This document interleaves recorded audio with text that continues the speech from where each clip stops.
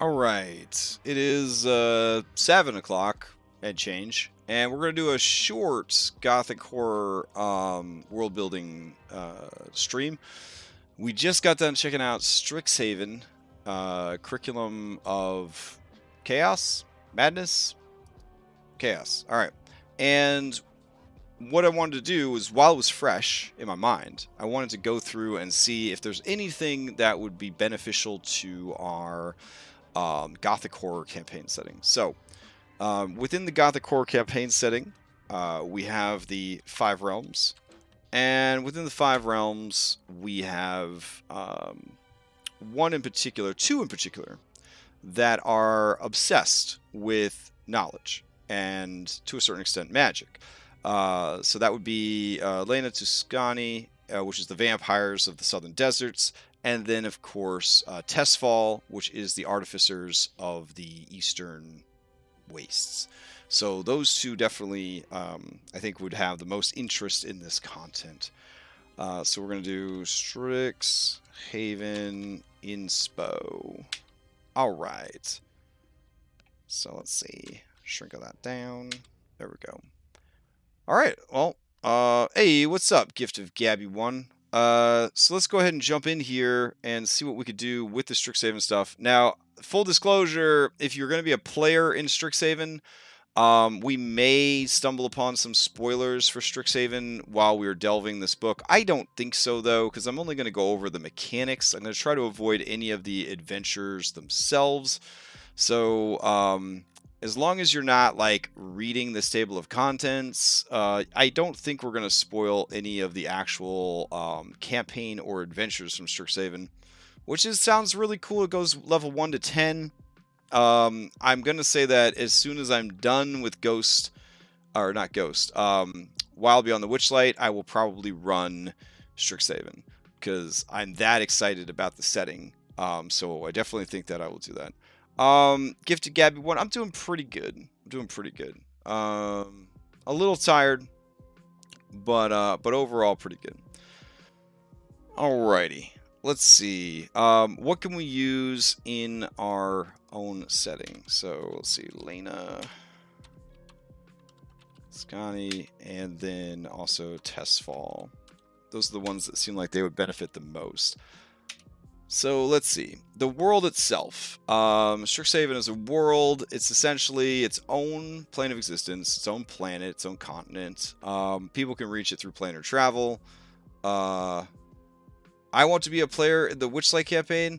I mean, it'd be nice. Unfortunately, I have filled the Witchlight campaign up, I think 2 months ago. And it doesn't start until January, but I do have a small wait list formed for it, but I'm hoping that the group I picked is going to be cohesive enough to stick it out for the whole thing.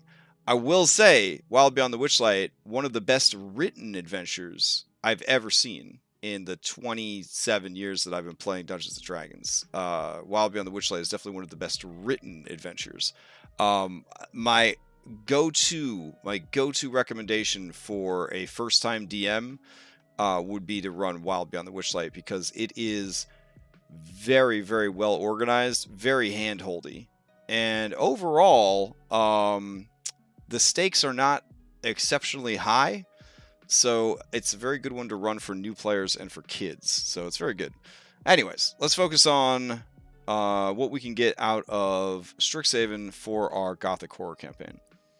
So within this, they have the new race, Owlin, which is cool and all, and certainly thematic enough to fit here. The vampires of our campaign setting are owl-themed, so having Owlin would be pretty cool. I am hoping, of course, before I run this, to have, like, the Bloodlines document finished, so playing an Owlin is kind of just like a flavor choice at that point. Let's see. Nope, do this and that. There we go. So Owlin for Lena Tuscany for sure. I like the backgrounds. I like how the backgrounds have mechanics. So something to think about backgrounds with mechanics. Oosh. Now, the only two settings I think so far where they give you backgrounds with mechanics are Ravnica and then Strixhaven. And really, they're both like campaign specific in that way. Now, we had talked about using the advanced backgrounds from Grimhollow. And those already provide some mechanics. So the idea here is don't shy away from spell mechanics in your backgrounds. Nice. Now, we haven't really got to dig into A5e advanced backgrounds.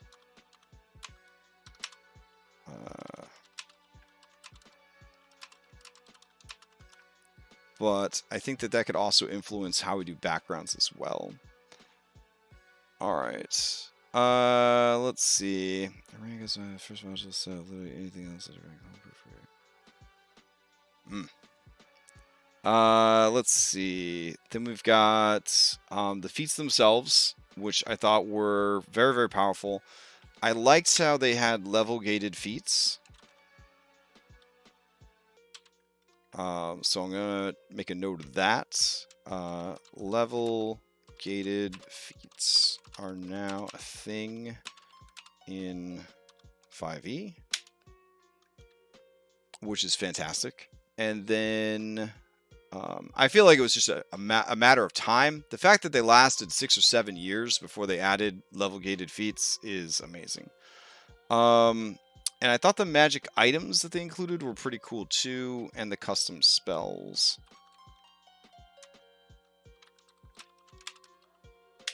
And let's see.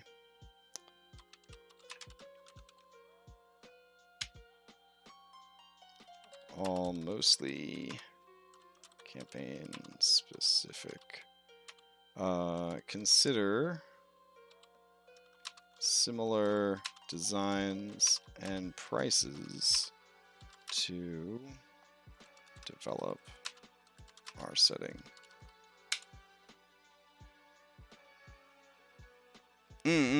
Yeah, we reviewed Ancestries and Culture and Alternative to Races in this series, actually. I want to say like 2 months ago or something like that. And that's what actually had us working on what we're calling the Bloodlines document, where basically instead of choosing a race, you just sort of build your character. And it's a document that just has all of the different racial and cultural options in it. All right, so let's see. I really feel like that's all we kind of needed from this book, Strixhaven. So it's kind of a short jaunt into this book. It just reinforces that level gated feats are good. Setting specific spells are good. Having some more commonplace magical items in the world would be good. Yeah, overall, there's really not too much that we need to take from this into our own world. So that's kind of that. This would be the absolute shortest Gothic Horror prep stream of all time if we stop on that note, though. We could probably fit a little bit more work in here. Let's see.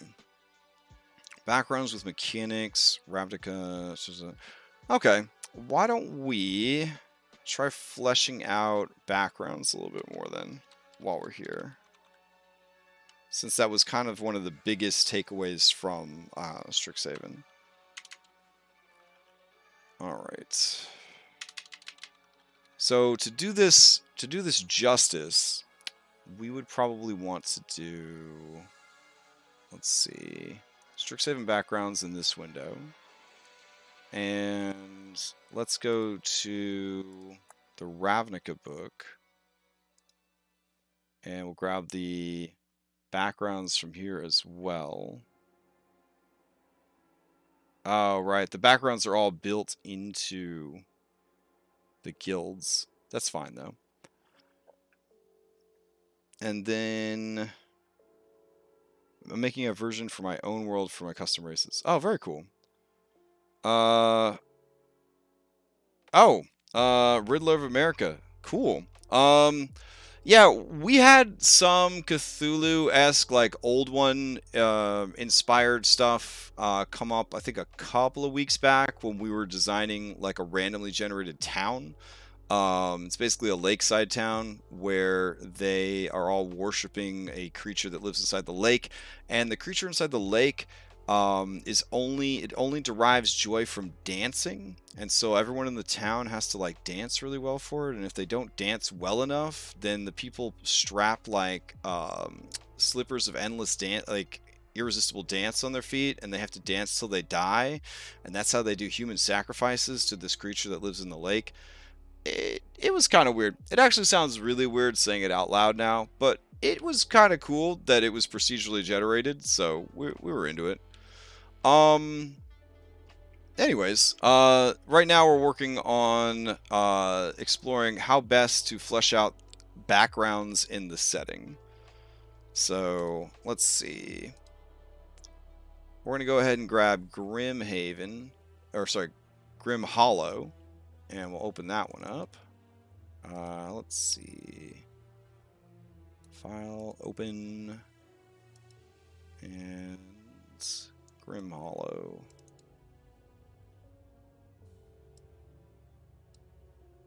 Alright. So we'll bring Grimhollow over here. Okay. And Grimhollow, I believe, is releasing a player's handbook, which is going to have some other stuff for backgrounds as well. I'm actually very curious if that's come out yet. Let's see.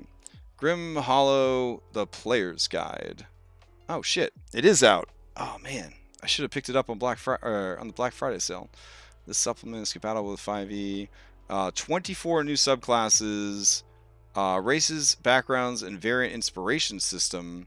New school of magic, blood magic. What? Oh my god. All right. I've been so busy, I didn't realize this had already come out. Shit. Yeah. I went with the classic, the universe is all a dream within the old gods' minds. The island they're adventuring on doesn't actually exist, but the people who come to the island are real. A bunch of homebrew mechanics for the island. Oh, very cool.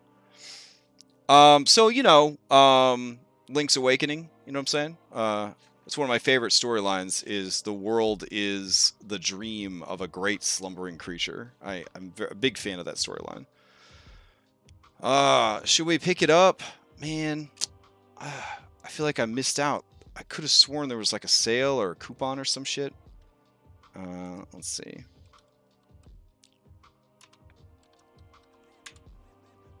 Ghostfire Gaming.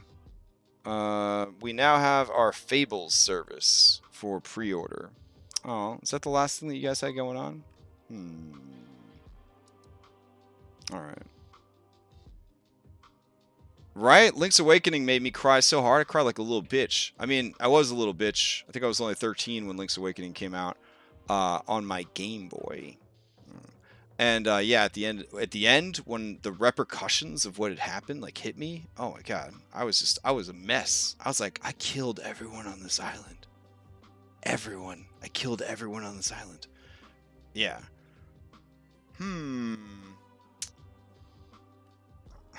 I want this book, but like, all right. We will pick up the player's handbook for next week. So we will check out the Grimhollow player's handbook next week, because I want to see what they do with this blood magic for sure. And then they add transformations to become Fae, Elementals, and Specters. Honestly, at what point do we just decide to use the entire Grimhollow system for this campaign setting? That's kind of where I'm at. Yeah. But let's check out the backgrounds again. So we're gonna go here. We got races, we got feats, we got curses, we got transformations, advanced backgrounds. Here we go. All right, so we're revisiting advanced backgrounds because I like the advanced backgrounds in Strixhaven so much that it has pushed me back into the arms of Grimhollow. So, all right, advanced backgrounds.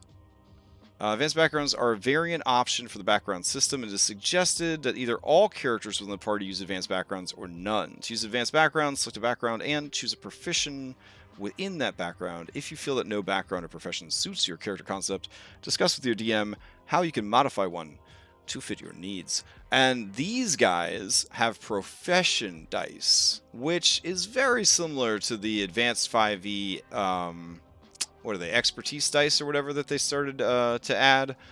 So, yeah. Profession dice are the in-game... Let's see. Alright.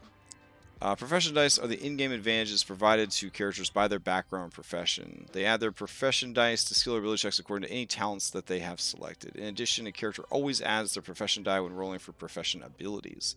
So it's like World of Darkness specializations. So, let's see. What was the question there? This system is your baby and you want to see it grow up and succeed? Yeah, I mean, Lex, for sure. But, I mean, yeah. But Grimhollow already did all the work, you know what I'm saying? Grimhollow already did all the work. We could just run a Grimhollow campaign set in our campaign setting and just call it a day.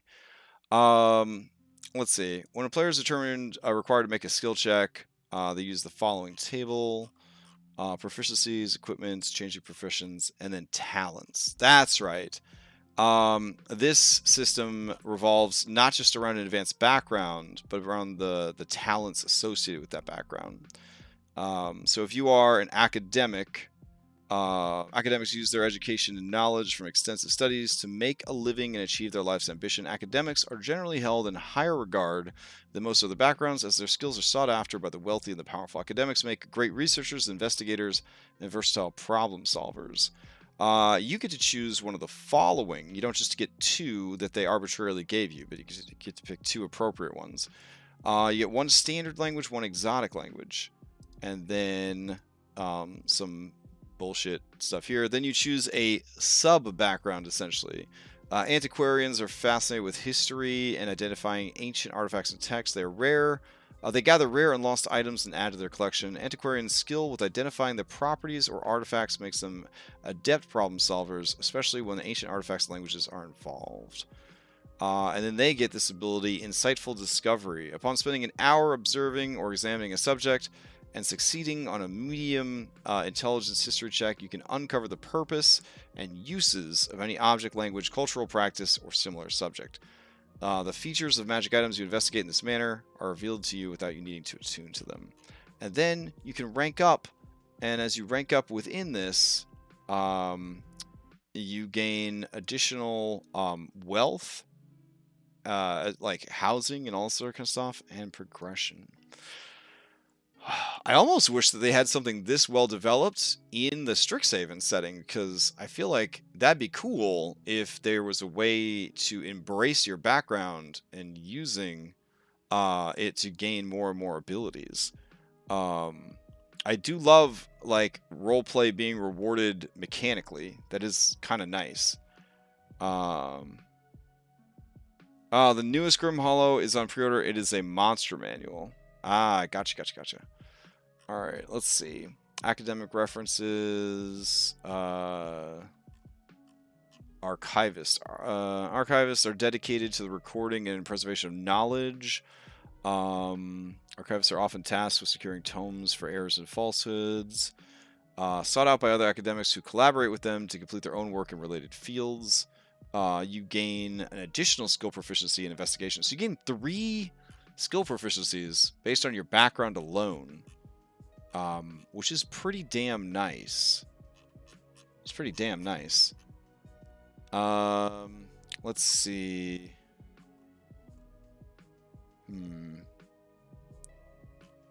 And then their special ability is, upon spending an hour and succeeding on a medium intelligence investigation check, you can find a contact within a library, academy, or place of knowledge. This contact begins as friendly to you and will answer questions you have regarding research. Damn, I love these backgrounds so much, and I'm glad that Strixhaven jogged my memory about these backgrounds because they're really good, and I don't really want to rewrite them either. So I'm kind of tempted to just say, we're going to use the Grimhollow backgrounds, and we're going to pick up the player's guide to expand those backgrounds and call it a day. I picked up Zeitgeist by Level Up 5e for $4.50. It reminds me of Anno 1800. Yeah, I'm pretty sure the author of Zeitgeist is my DM from middle school. Like I'm pretty sure. His name's Ryan Knock, I want to say. And yeah, I have very clear memories of my DM in 8th grade and 9th grade being named Ryan Knock. So yeah, it's kind of wild. I haven't actually reached out to them to confirm if that's true, but man, small world, I guess. Super small world. Let's see. Yeah, I like the idea of this backgrounds a lot. I also like the idea of players having holdings, like, you know, having a house and a place where they live, stuff like that. I don't know. Alright. Grimhollow Player's Guide. I must have you so that I can have all this stuff. Well, you know what? I think this kind of seals the deal for me, but let us check out real quick. I'm going to go in yet another window, and I'm going to look up up 5e. Okay.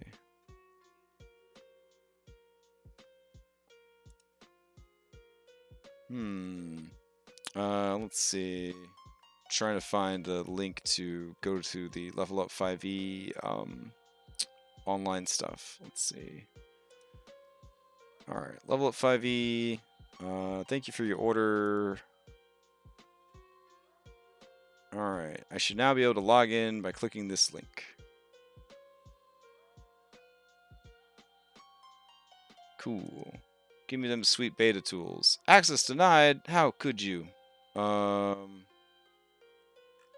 want to access the sweet tools.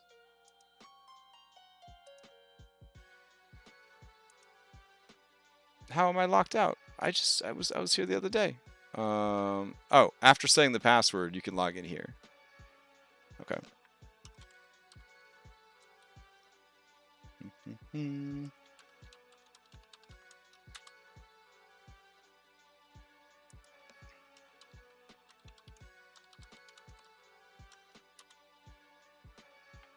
Alright. I can't actually remember my password. Hold on.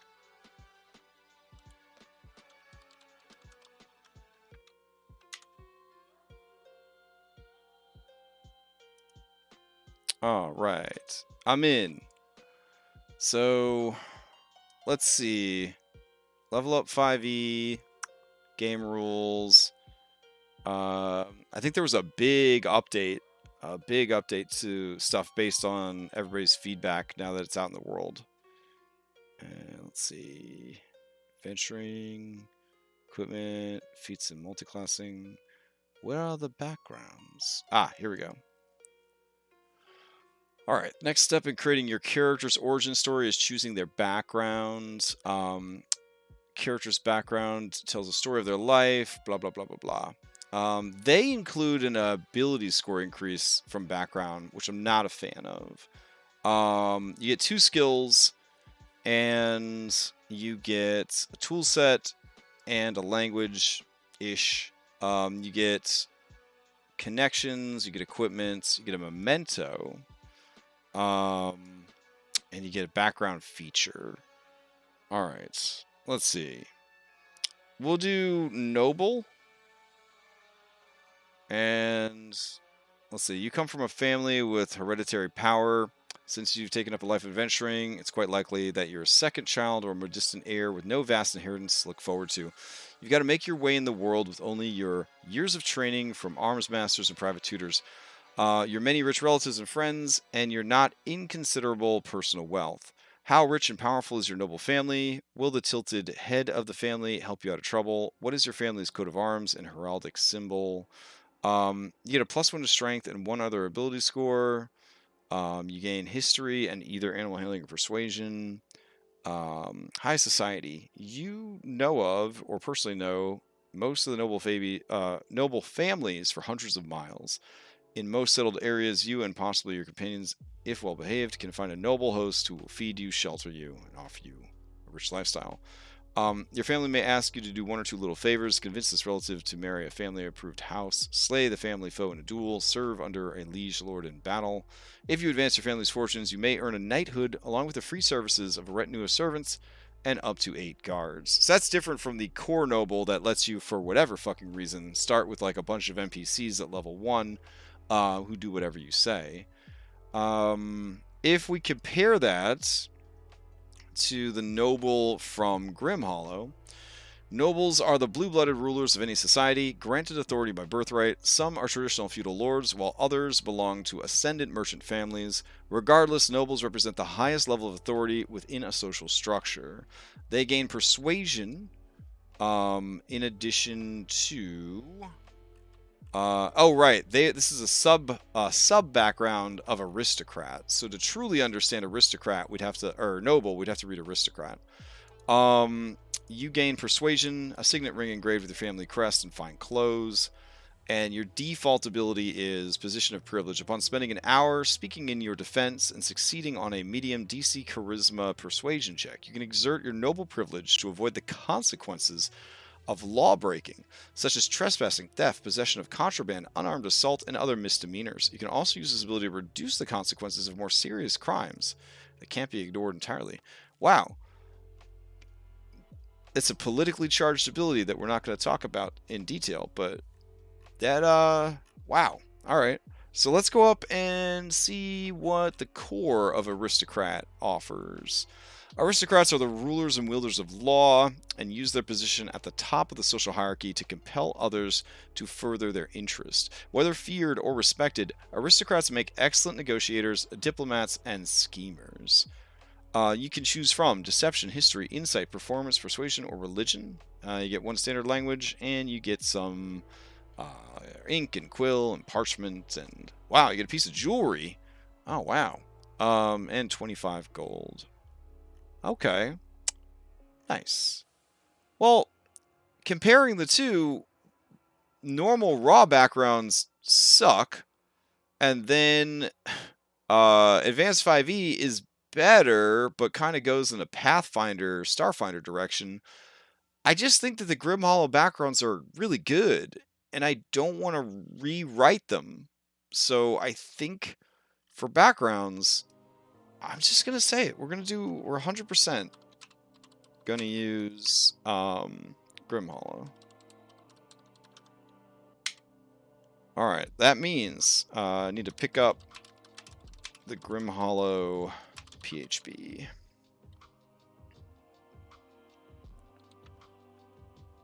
Alright. Boop. So, I guess I'll make a note to myself so I don't forget. At myself. Pick this book up, you turd. And assign. Cool. Alright. Well, it feels kind of good. It's kind of liberating to be like, this is what we're going to use for our background system. Like, 100%. We're done. This is what we're going to use. Nice. So that means that it also unlocks the talent system and specializations. So, yeah. That's really good. Good shit. Alright. Yeah. I think on that note, I guess we'll call the stream, because I didn't want to go too long tonight because I have a lot of other stuff I wanted to work on. Tomorrow night, we're going to start... Tomorrow's Wednesday. So tomorrow night, we're going to start prep. We're actually going to start prep. VTT prep for Wild Beyond the Witchlight.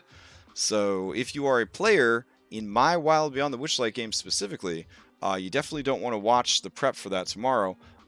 If you are planning to play Wild Beyond the Witchlight, it will be spoilers for days. So that is what we are going to be working on tomorrow night's stream. And then after that stream, there will be Rime of the Frost Maiden. We have 2 to 3 sessions left, allegedly, and we'll see how that goes.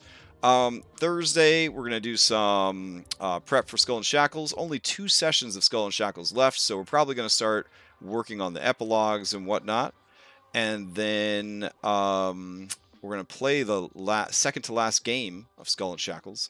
Friday, the final session of Dodd Kong's Inevitable Oath, a Storm King's Thunder spin-off series, which will finish up all of my Storm King's Thunder business. That will tell all of the Storm King's Thunder stories that I wanted to tell. So I've run the whole campaign, and then I ran some content that took characters all the way to level 16 to address all the crazy shit that was related to Storm King's Thunder that didn't get covered when we ran the campaign. So that's what's going on Friday. So got a busy week lined up, and thank you everybody for hanging out. Next week on Gothic Horror campaign prep, we are going to read through the Grimhollow Player's Handbook, check out those new transformations and those new backgrounds, and see what other inspirations can be found for our own Gothic Horror setting. I think today, my big takeaway is Grimhollow has done so much right for the kind of game I want to run that I think I'm just going to lean into it, and we're going to use a lot of the Grimhollow rules and systems and start planning out what adventures we're going to start running in 2022 in our campaign setting. So yeah, it's pretty exciting. So we'll figure out what we like from the Player's Handbook next week, and figure out what is left to do in developing the world, and then see where it goes from there. All right, thank you everybody for hanging out. There are no games tonight from my server, so I will not see you later tonight, but hopefully I will see you next time.